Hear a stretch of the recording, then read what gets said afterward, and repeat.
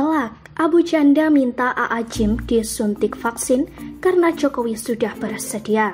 Ditulis oleh Ekhardi di siwet.com. Permadi Arya alias Abu Janda meminta Kiai Haji Abdullah Gimnastiar atau A.A. Gym untuk menjadi penerima vaksin COVID-19 setelah Presiden Jokowi. Dia menyinggung permintaan A.A. Gym yang sudah disanggupi Presiden Jokowi. Menurutnya, A.A. Gym selaku ulama seharusnya memberikan contoh kepada umat.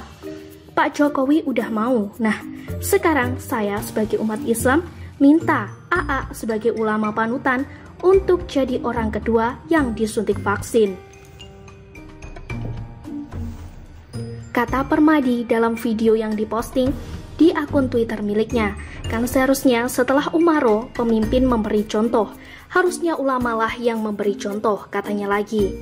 Dia juga meminta A.A. Gym untuk melakukan sesuatu yang berguna, bukan hanya mengkritik pemerintah. Sekali-sekali atuh A.A.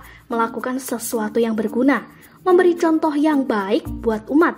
Jangan cuma bisanya berpolitik, nyinyirin pemerintah sama endorse pilpres doang, kata Permadi. Sekedar flashback, A.A. Gym ini berkali-kali membuat statement yang kurang lebih agak berat sebelah. Mari kita lihat buktinya.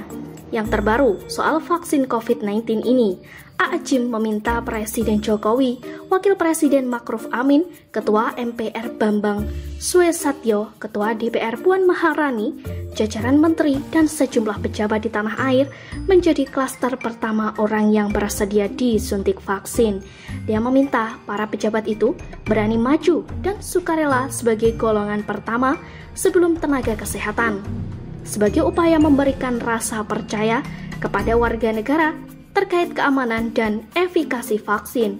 Nah, benar kata Abu Janda, Jokowi beberapa hari lalu memutuskan akan menjadi orang pertama yang disuntik vaksin. Selain mengumumkan vaksin bakal gratis buat masyarakat, Jokowi sudah artinya masyarakat harus percaya, bukan? A.A. Gym juga harusnya gentleman lakukan hal yang sama. Jangan cuma bicara dan keluarkan petuah bijak doang. Beberapa tahun lalu, dia juga pernah berkomentar soal kasus Ahok. Waktu itu, Ma'ruf Amin jadi saksi di persidangan. A.A. Gym mengatakan, demi Tuhan, dia tidak rela guru atau orang tua atau ulama dan pimpinan MUI yang mereka cintai diancam dan direndahkan siapapun. Tahun lalu, Habib Fajar ditangkap karena dugaan menghina Ma'ruf Amin dengan nama binatang. Nah, Ma'ruf Amin loh. Kalau tidak salah, A.A. Gym tidak bikin komentar yang sama. Padahal orang yang dihina adalah orang yang sama. Sampai-sampai jejak digitalnya dikorek netizen dan dijadikan bahan sindiran. Selanjutnya, soal banjir Jakarta. Saat Ahok masih menjadi gubernur DKI, A.A. Gym bikin cuitan yang mengungkapkan rasa prihatin.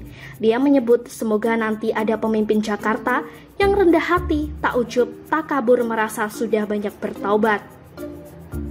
Dan awal tahun 2020, Jakarta dilanda banjir skala besar berkali-kali. Bahkan termasuk yang terparah, cuitan A.A. Gym kembali jadi sorotan dan sindiran. Mohon ralat kalau salah, A.A. Gym tidak berkomentar soal ini. Padahal Jakarta banjir juga. Kenapa tidak kritik Anies Baswedan? Politikus Partai Keadilan dan Persatuan Indonesia atau PKPI, Teddy Gusnaidi, juga ungkit cuitan A.A. Gym ini dan menyindirnya. Hei, Gimnastiar, Jakarta banjir lagi. Berarti Jakarta masih dipimpin oleh orang yang tinggi hati, ujub, takabur, dan merasa sudah banyak berbuat, kata Teddy. A.A. Gym ini berat sebelah kalau melihat cuitan di atas. Salah satu ulama yang sering komentar soal politik yang bukan ranahnya. Tapi ya memang begitulah fenomena saat ini. Banyak yang menggunakan agama kemudian dicampur adukan ke politik.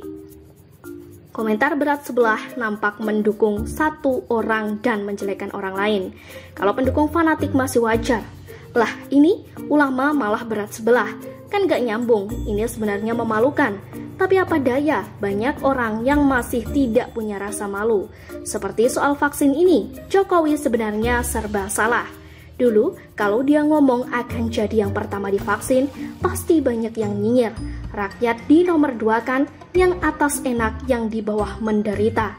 Kalau Jokowi bilang rakyat duluan yang divaksin, pasti banyak yang nyinyir juga. Rakyat dijerumuskan dengan vaksin yang tak jelas. Sebuah niat baik dipelintir oleh mereka jadi makna yang berbeda.